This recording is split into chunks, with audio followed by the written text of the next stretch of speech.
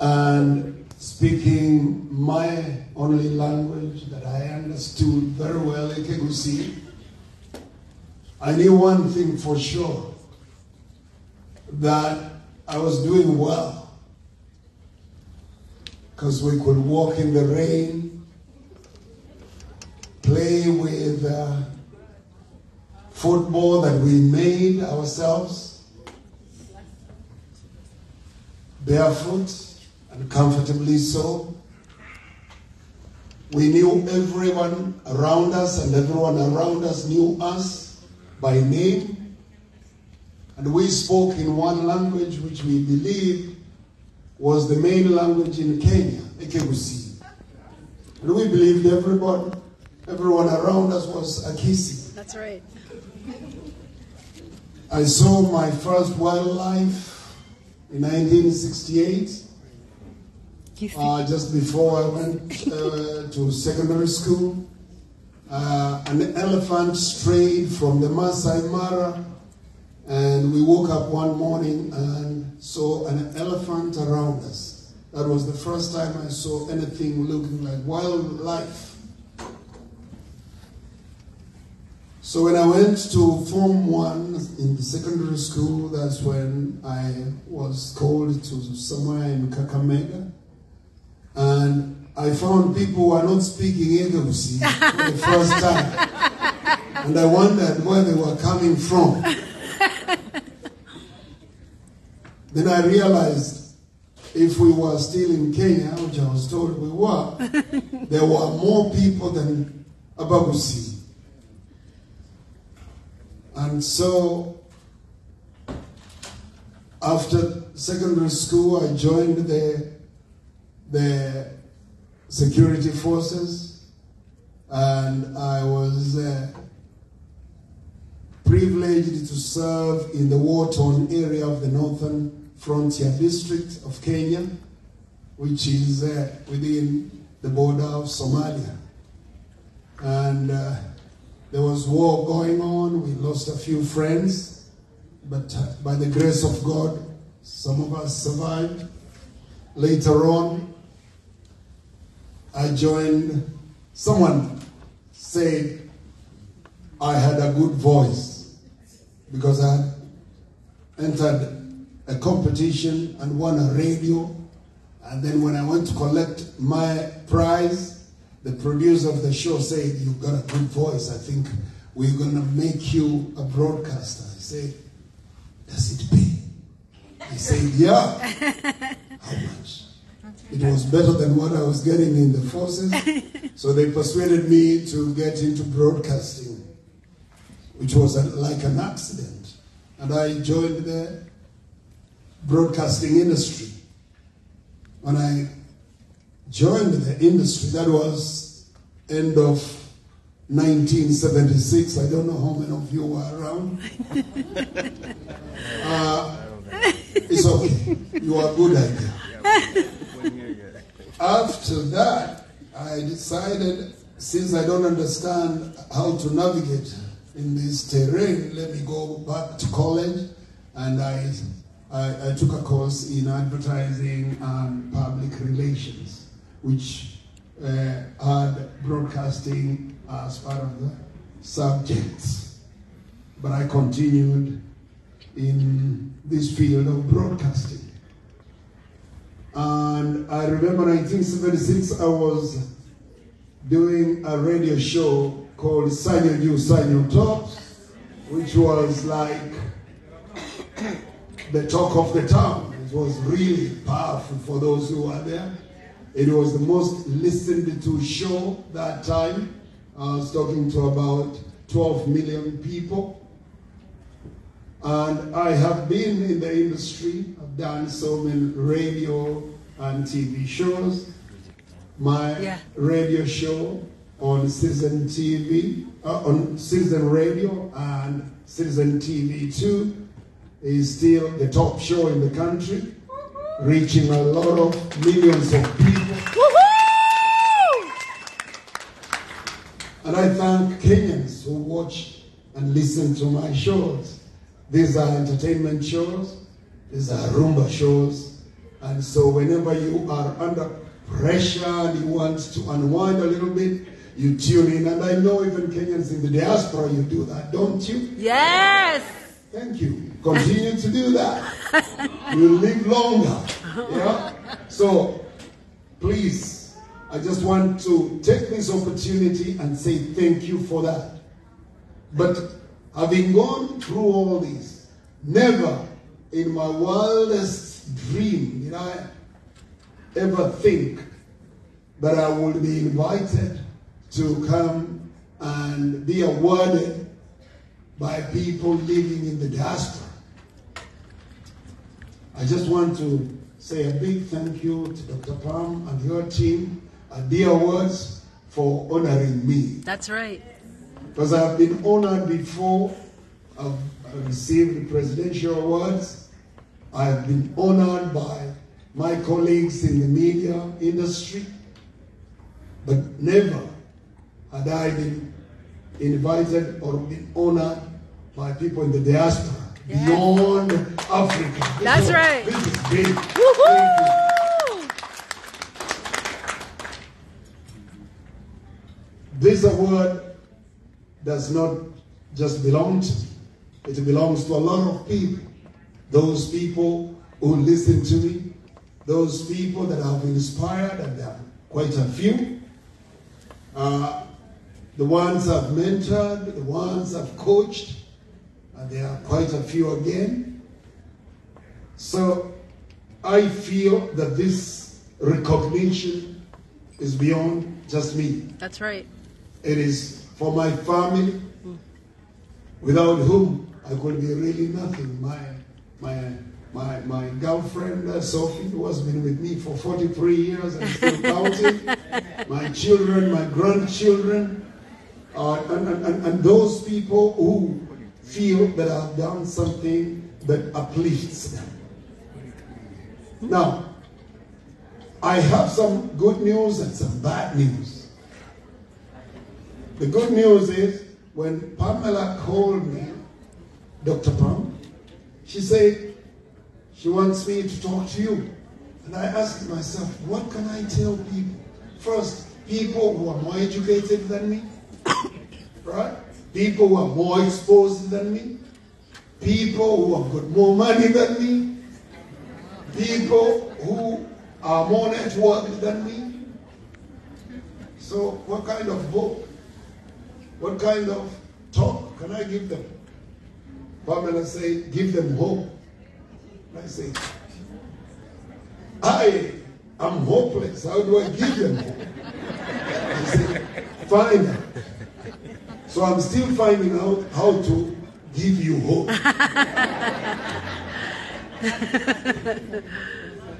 The only hope I can give you, ladies and gentlemen, is that you guys here in the diaspora, you are the hope of the people back home. The challenge. If that gives you hope, then that's good enough. Because I know a lot of you people here were brought up by parents and guardians who had nothing. Some of you were picking tea. Some of you were milking cows. Some of your parents were washing clothes for the neighbors in order to eke out a living and take you to school. Plucking pyrethrum, weeding people's gardens, others selling changa and busa to take you to school. But you know what? There are people whose parents even didn't work. Others who did not have parents, but are here courtesy of the community back home. People fundraised to get you here. Those same people are looking forward to getting rescue from you, because probably all they spent is what they used to bring you to this country of opportunity. And they're looking forward to you assisting back. I want to be very brief, and I know a lot of you are philanthropic. You help a lot of us back home. On their behalf, I want to say thank you. But I also want to say this much. As you help your mama, as you help your dad, as you help your uncle, remember you can build your uncle the best house and buy or your aunt the best car. But by helping these people, you could be endangering them. Why do I say that? If you are helping your mother alone, and she becomes the only island in a flat area, in a dry area, people will wake up looking over their shoulder and say, that lady, she thinks she's what? Big stuff?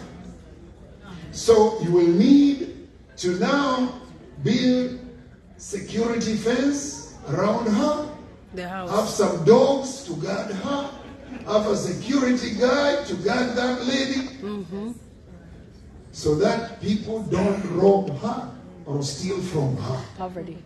That is why it is important. But probably you may want to selfishly look beyond helping your father or your mother.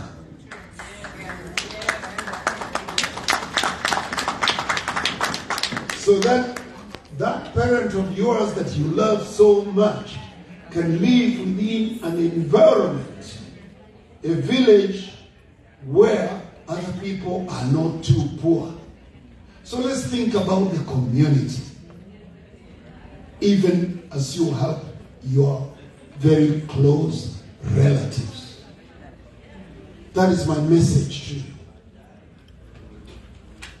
2, let's not just keep saving money. Let's look at projects that can help create jobs for more people. At Fred's Ranch and the resort, where I'm privileged to chair, we got 72 members of staff. Now, it is hard to sustain business in Kenya. Ladies and gentlemen, I've got nothing against my country. But of late, a liter of fuel is going for 211 shillings, which is close to $2 a liter. Okay? A dollar is exchanging at 150 Kenya shillings. That's right. All right? So we are going through certain challenges economically. But we are not quitting, because that is our country. If it gets dirty, we're going to just be the mess in there until we get it right. That's right. But we need to synergize our energies and see how we can come together and create jobs back home. It can happen. I know that you send money, that you sometimes want to invest, and we got conmen all over the place. But sometimes, even when you think people are conmen, ask yourself, if you were sent money to pay school fees for your child and you don't have anything to eat, what would you do? Send all the money and pay school fees, or buy food at least for the day? So if I've sent you money to pay school fees, $200, and you have no food, won't you be tempted to send $100 and at least leave $100 to buy food? Yes. Then what will I think if I send you all that money, $200, to pay fees? I'll think you're a con man, or a con woman. So sometimes hard decisions have to be made, and the situation is not that aromatic, is not that exciting. Aromatic. I'm not saying it is an excuse to be conned, but I'm saying be sensitive to the environment back home. Wanasema kwamba fimbo ya mbali ya huyu nyoka, si ndio? Yes. Why? Wanasema fimbo ya mbali ya huyu nyoka kwa sababu wewe usipokuwa pale nyumbani utajikuta kwamba wakati mwingine uelewi shida ambazo ziko kule nyumbani. Yeah, you may not understand fully the situation back home. So I'm here to represent our people back home, but I'm also here to represent your interests. So let's talk to each other. Let's have some kind of communication. At home in Kisii, I am a member of Gusii Scribes Welfare, where there are about 130 members, and they are thinking of how to collaborate with people like their words to develop home. We must have a way of communicating, and media reaches virtually everybody. And when I talk about media, I'm talking about radio, television, social media, TikTok, everything. We cannot afford to use TikTok and Snapchat, Instagram, just to show the lady how beautiful we are. I know you are beautifully manufactured, but I'm saying beyond that, let's have something that builds society. Let's use the TikTok, let's use the Instagram, Snapchat, and pass a message that helps us. Because these things, as a media person, I can tell you, are creating chaos in homes. I don't know about here in the United States, but back home, you know, the space has been adulterated.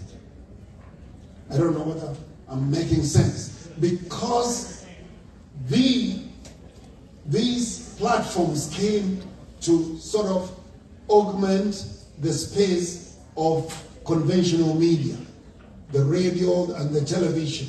The social media came in, hopefully to help us communicate faster, reach more people, and in real time, which is a good thing. Because initially when I started broadcasting, we had only one radio station and one TV channel. In Kenya today, we got about 200 radio stations and over 60 TV channels. Now, what we got is a confused environment. There is cyberbullying. There is, you know, there is pornography. There are a lot of things that are happening. And these things are causing problems, especially for the young people. So we need to talk to our young people so that the social media does not destroy their lives. And that is left to you yourselves. There are con men that are even pretending that they can bring people from home to America. I don't know whether you know about that. Have you never been called to be told that, you know, we can give you a green card by people you don't know? Maybe you have not been told that. So all these things are happening. I'm getting agitated. I'm finishing in a minute. So what I want to say is, people, I am here. I'm excited. I just want you to be in touch with us so that where you are and where we are back home, we can be able to have a conversation that can take us people to the next level. Thank you, and God bless you. All right.